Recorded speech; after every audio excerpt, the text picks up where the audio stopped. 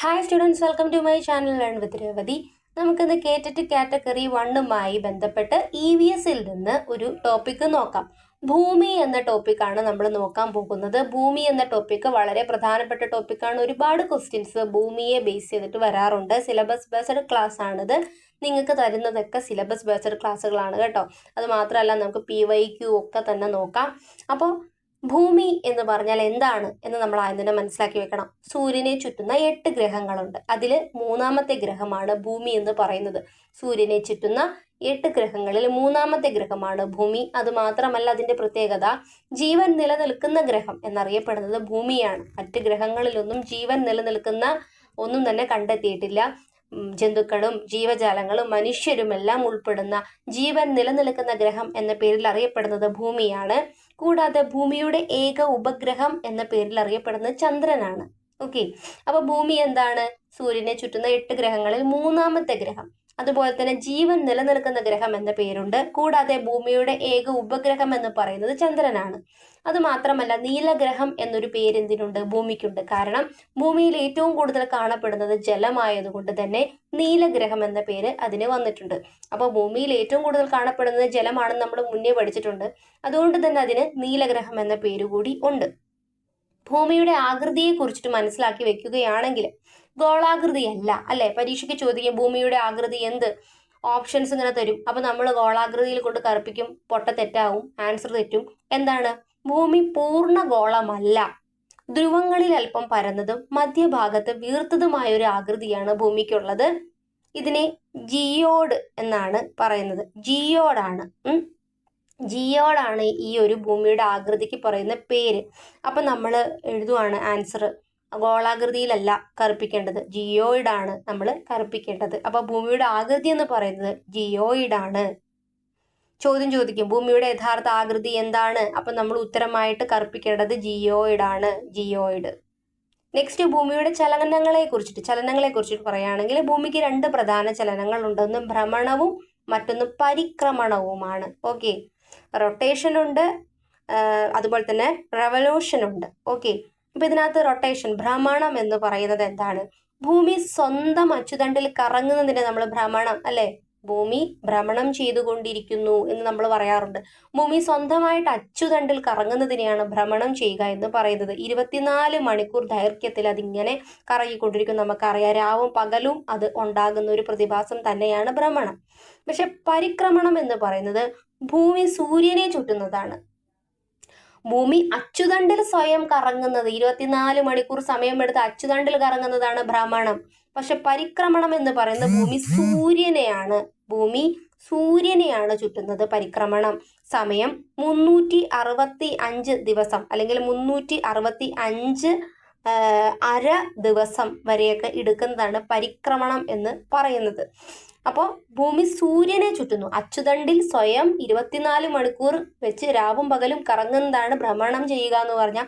പരിക്രമണം എന്ന് പറയുന്ന ഭൂമി സൂര്യനെ ചുറ്റുന്നു. 365 അര ദിവസമൊക്കെ എടുത്തിട്ട് കറങ്ങുന്നു. ഋതുക്കൾ ഉണ്ടാകാൻ കാരണമാകുന്നത്, ഒരു വർഷം പൂർത്തിയാകുന്നതൊക്കെ ഈ ഒരു ടൈമിലാണ്. ഒരു വർഷം പൂർത്തിയാകുകയാണ്, അല്ലെ? ഭൂമി സൂര്യനെ ചുറ്റുന്നു. എടുക്കുന്ന സമയം എന്ന് പറയുന്നത് 365 ദിവസമാണ്. അവിടെ ഒരു വർഷം പൂർത്തിയാകുന്നു, ഋതുക്കൾ ഉണ്ടാകുന്നു. ഇതൊക്കെയാണ് അതുമായി ബന്ധപ്പെട്ടുണ്ടാകുന്ന ഫലം എന്ന് പറയുന്നത്. ഭൂമിയുടെ അച്ചുതണ്ടിനെ കുറിച്ചിട്ട് നമ്മൾ എന്തെല്ലാം കാര്യങ്ങൾ മനസ്സിലാക്കി വെക്കണം? ഭൂമിയുടെ അച്ചുതണ്ട് എന്ന് പറയുന്നത് 23.5 ഡിഗ്രി ചെരിഞ്ഞിരിക്കുന്നു. ഓക്കെ, 23.5 ഡിഗ്രി ചെരിഞ്ഞിരിക്കുകയാണ് ഭൂമിയുടെ അച്ചുതണ്ട്. ഇതാണ് ഋതുക്കൾ രൂപപ്പെടാൻ പ്രധാന കാരണം എന്നാണ് പറയുന്നത്. അപ്പൊ ഋതുക്കൾ രൂപപ്പെടാൻ പ്രധാന കാരണം അച്ചുതണ്ടാണ്. അത് 23.5 ഡിഗ്രി ചെരിഞ്ഞിരിക്കുന്നു. ഇനി ഭൂമധ്യരേഖ എന്താണ്? ഭൂമിയെ 2 അർദ്ധഗോളങ്ങളായി വിഭജിക്കുന്ന സാങ്കല്പിക രേഖയാണ് ഭൂമധ്യരേഖ എന്ന് പറയുന്നത്, അല്ലെ? ഭൂമിയെ നമ്മൾ 2ആയിട്ട് തിരിച്ചിട്ടുണ്ട്. ഇതൊക്കെ നമ്മൾ ഗ്ലോബൊക്കെ കൊണ്ടുവയ്ക്കുമ്പോൾ നമുക്ക് എന്ത് കാണാൻ പറ്റും? നമ്മൾ കുട്ടികളെ പഠിപ്പിക്കുമ്പോഴാണെങ്കിൽ നമ്മൾ 2 പോർഷൻസ് ഒക്കെ കാണിച്ചു കൊടുക്കാറുണ്ട്. ഭൂമിയെ 2 അർദ്ധഗോളങ്ങളായിട്ട് വിഭജിക്കുന്നു. ആ ഒരു സാങ്കല്പിക രേഖയാണെന്ത്? ഭൂമധ്യരേഖ എന്ന് പറയുന്നത്. വടക്കേ അർദ്ധഗോളവും തെക്കേ അർദ്ധഗോളവുമാണ് ഉള്ളത്. ഇനി അക്ഷാംശരേഖയും രേഖാംശരേഖയും എന്താണ്? അക്ഷാംശരേഖ എന്ന് പറയുന്നത്, ലാറ്റിറ്റ്യൂഡ് എന്ന് പറയുന്നത് കിഴക്ക് പടിഞ്ഞാറൻ ദിശയിലാണ് പ്രധാന രേഖ ഭൂമധ്യരേഖ 0 ഡിഗ്രിയാണ് വരുന്നത്. കിഴക്ക് പടിഞ്ഞാറ് ദിശയിലേക്ക് വരുന്നതാണ് അക്ഷാംശ രേഖ എന്ന് പറയുന്നത്. രേഖാംശം വടക്ക് തെക്ക് ദിശയിലോട്ടേക്കാണ്. പ്രധാന രേഖ എന്ന് പറയുന്നത് ഗ്രീനിച്ച് രേഖയാണ്.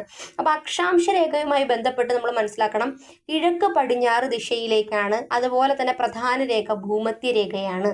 ഇനി രേഖാംശം, അക്ഷാംശം കഴിഞ്ഞ് രേഖാംശത്തിലേക്ക് എത്തുമ്പോൾ വടക്ക് തെക്ക് ദിശയിലേക്കാണ് പ്രധാന രേഖ, ഗ്രീനിച്ച് രേഖയാണ്. അപ്പൊ ഗ്രീനിച്ച് രേഖ ഏതുമായി ബന്ധപ്പെട്ടിരിക്കുന്നു എന്ന് ചോദിച്ചാൽ രേഖാംശ രേഖയുമായി ബന്ധപ്പെട്ടിരിക്കുന്നു.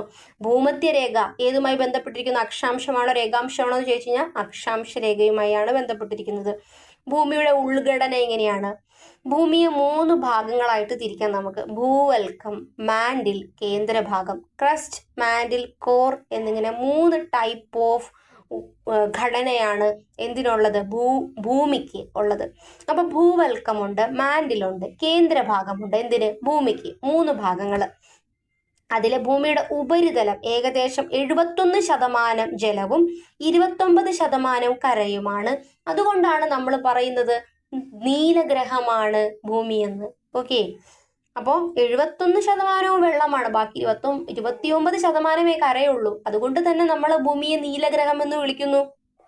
ഓക്കെ, അത് മാത്രമല്ല ഭൂമിയെ 3 ഭാഗങ്ങളായി തിരിച്ചിട്ടുണ്ട്. ഭൂവൽക്കം, മാൻഡിൽ, കേന്ദ്രഭാഗം എന്നിങ്ങനെ 3ആയി തരം തിരിച്ചിട്ടുമുണ്ട്. ഇനിയും കുറച്ച് ക്വസ്റ്റ്യൻസ് പരീക്ഷയ്ക്ക് വരുന്ന 1 വേർഡ് ബേസ് ചെയ്ത് കുറച്ച് ക്വസ്റ്റ്യൻസ് നോക്കുകയാണെങ്കിൽ, ജീവനുള്ള ഗ്രഹം ഏതാണ്? ഭൂമിയാണ്. ഭൂമിയുടെ ഉപഗ്രഹം ഏതാണ്? ചന്ദ്രനാണ്. ഭൂമിയുടെ യഥാർത്ഥ ആകൃതി ഏതാണ്? ജിയോയിഡാണ്. ഭ്രമണ സമയം 24 മണിക്കൂറാണ്. പരിക്രമണ സമയം എന്ന് പറയുന്നത് 365 ദിവസമാണ്. 365 ദിവസം അല്ലെങ്കിൽ 365 കാലോറര ദിവസം. രാവും പകലും ഭൂമി ചെയ്യുന്നത് ഭ്രമണമാണ്. ഇനി ഋതുക്കൾ കാരണം അല്ലെങ്കിൽ ഋതുക്കൾക്ക് കാരണമാകുന്നത് പരിക്രമണമാണ്. പരിക്രമണവും അച്ചുതണ്ടിന്റെ ചെരിവുമാണ് ഋതുക്കൾക്ക് കാരണമാകുന്നത്. ഭൂമധ്യരേഖ എന്ന് പറയുന്നത് 0 ഡിഗ്രി അക്ഷാംശവും ഗ്രീനിച്ച് രേഖ എന്ന് പറയുന്നത് 0 ഡിഗ്രി രേഖാംശവുമാണ്. ഇതൊക്കെ 1 വേർഡുകളാണ് കേട്ടോ.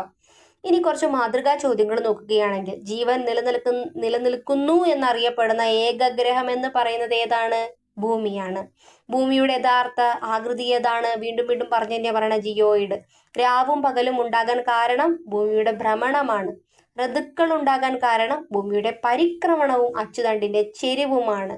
23.5 ഡിഗ്രി ചെരിവുമാണ്. ഭൂമിയെ 2 അർദ്ധഗോളങ്ങളായി വിഭജിക്കുകയാണെങ്കിൽ ആ രേഖയ്ക്ക് പറയുന്ന പേരെന്താണ്? ഭൂമധ്യരേഖ എന്നാണ്. അപ്പോൾ നമ്മൾ ഇന്ന് ഭൂമിയുമായി ബന്ധപ്പെട്ട ടോപ്പിക്കാണ് നോക്കിയത്. കേട്ടിട്ട് EVS കാറ്റഗറി 1 ബേസ് ചെയ്തിട്ടാണ് നമ്മൾ ഈ ഒരു ടോപ്പിക്ക് നോക്കിയത്. വളരെ പ്രധാനപ്പെട്ട ഒരു ടോപ്പിക്കാണ് ഭൂമി. അപ്പോൾ ഈ ഒരു ഒറ്റ ക്ലാസ്സിൽ നമ്മൾ ഭൂമിയെ കുറിച്ചിട്ട് അറിയാൻ സാധ്യതയുള്ളെങ്കിൽ നമ്മൾ അറിഞ്ഞു വെക്കേണ്ട മാക്സിമം കാര്യങ്ങൾ നോക്കിയിട്ടുണ്ട്. അപ്പം നിങ്ങൾക്ക് ഈ ഒരു ക്ലാസ് യൂസ്ഫുൾ ആണെങ്കിൽ അത് കമൻറ്റ് ചെയ്യണം കേട്ടോ. നിങ്ങൾ എന്തായാലും തീർച്ചയായിട്ടും കമൻറ്റ് ചെയ്യാൻ തോന്നുന്നവരൊക്കെ ഒന്ന്, ഈ അവസാനം വരെ കണ്ടവരൊക്കെ ഒന്ന് കമൻറ്റ് ചെയ്യുക. അതുപോലെ ലൈക്ക് ചെയ്യുക, ഷെയർ ചെയ്യുക. യൂസ്ഫുൾ ആണെങ്കിൽ സബ്സ്ക്രൈബ് ചെയ്യുക. ബെൽ ബട്ടൺ കൂടി എനേബിൾ ചെയ്തിടുക. അപ്പോൾ നിങ്ങൾക്ക് നോട്ടിഫിക്കേഷൻസ് ഒക്കെ ലഭിക്കും. അതുപോലെ തന്നെ മറ്റൊരു വീഡിയോ ആയിട്ട് നമുക്കിനി മറ്റൊരു കേറ്റിട്ട് ബേസ് ചെയ്തിട്ട് അല്ലെങ്കിൽ DLED ചാപ്റ്റർ ബേസ്ഡ് ക്ലാസ്സുകളൊക്കെ ആയിട്ട് വീണ്ടും കാണാം.